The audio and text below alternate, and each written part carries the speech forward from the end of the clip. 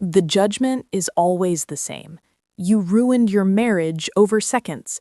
That's what they say, seconds. Like I threw away a 6-year relationship, a shared mortgage, 2 beloved rescue dogs, and a beautiful life we built from nothing, all because a stopwatch went off too soon. It's a convenient, tidy little headline, isn't it? The shallow wife who couldn't handle a common male medical issue. But it wasn't about the timer. It was about everything that timer represented. It was about the slow, agonizing death of physical affection, replaced by a suffocating, passive-aggressive pity that eventually poisoned every other corner of our existence.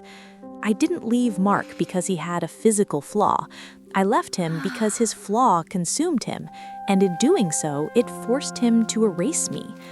Mark, my husband, was the definition of stability. He was the quiet, rock-solid guy.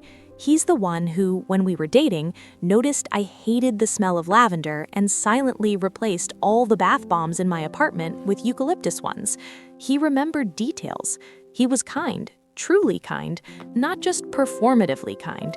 He was the anchor I always needed, especially because my own family life was a chaotic mess of drama and poor boundaries.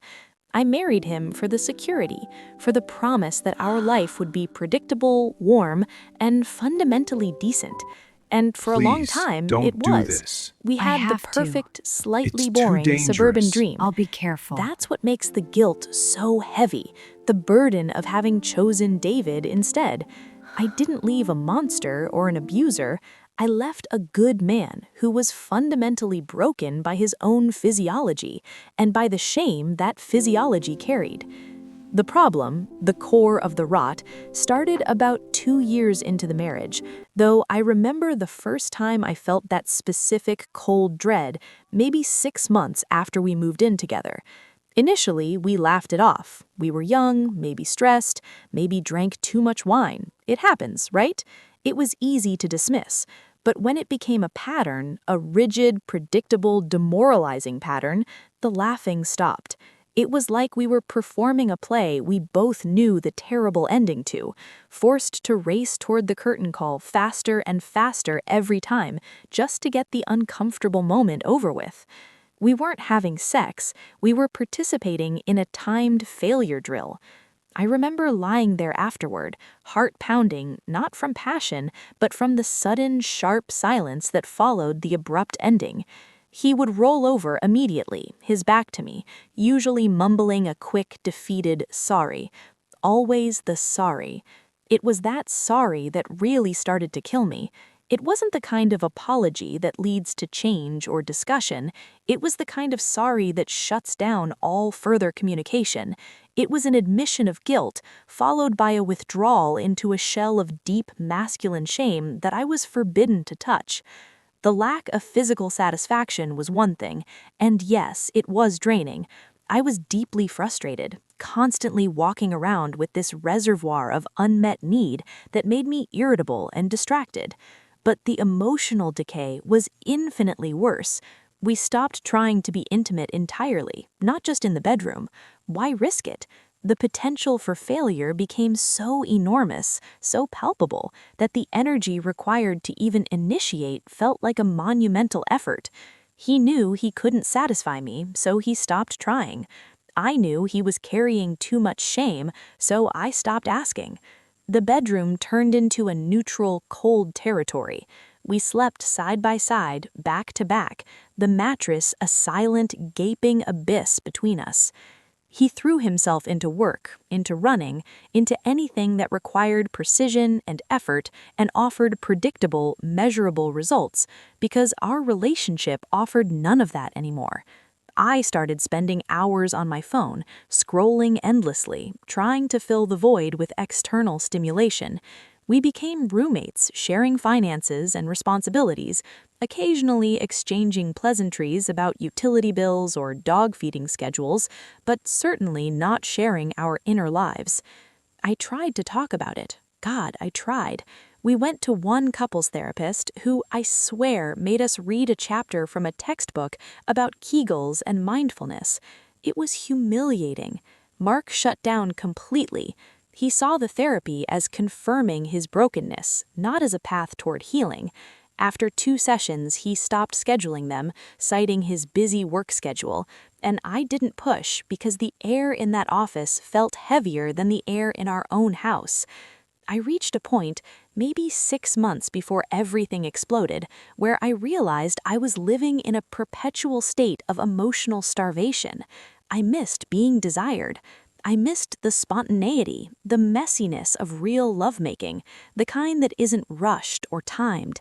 I missed feeling like someone saw me as a woman, not just a caretaker or a wife, but as a source of legitimate, thrilling desire. Mark had stopped looking at me that way. He looked at me with obligation, with anxiety, and sometimes with a fleeting, heartbreaking pity. That's where David stepped in. David was Mark's oldest college friend. They worked in the same industry, though David was a little more successful, a little louder, definitely flashier. Mark was the quiet strength. David was the life of the party, always cracking jokes, always commanding attention without trying too hard. When the 3 of us were together, David always made me laugh the hardest. He had this easy confidence that Mark had lost years ago, buried under layers of professional success and personal failure. We started seeing David more frequently after Mark started training for that stupid marathon. Mark would leave for these excruciatingly long runs on Saturday mornings, 3-4 hours, and David would often swing by with coffee or drop off some equipment, sometimes just to hang out and watch the early soccer game before his own plans started. It began innocently, truthfully, just 2 people on the patio killing time. We'd talk about work dramas, terrible TV shows, the politics of the neighborhood association, but David listened differently. Mark listened with his head already formulating his response or solution. David listened with his whole body, leaning forward, genuinely invested in the minutiae of my petty grievances. I never, ever told him about the PE. That was sacred territory, Mark's deepest vulnerability, and crossing that line felt unthinkable. But I talked about the consequence of it. I talked about the loneliness. I talked about how Mark was physically present, but emotionally a million miles away. I talked about the invisibility. I remember one specific morning, I was complaining about a fight Mark and I had had over something trivial. I think it was about leaving socks on the floor, but it was really about the fact that we hadn't touched each other tenderly in weeks.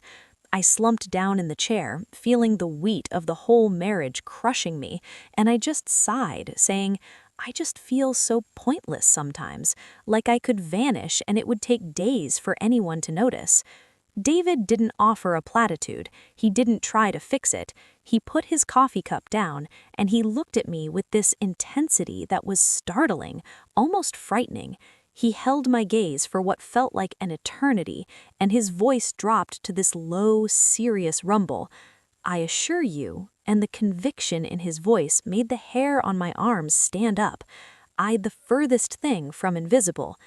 That look, that single, knowing look that acknowledged the pain, the desire, and the potential, was the first real spark of heat I'd felt in years. It wasn't pity, it wasn't friendship, it was a clear, dangerous recognition of what was missing and what he could potentially offer.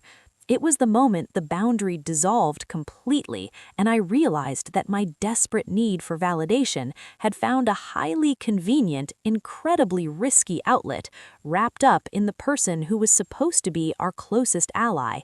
I knew right then that I was going to destroy everything, and I kept talking to him anyway.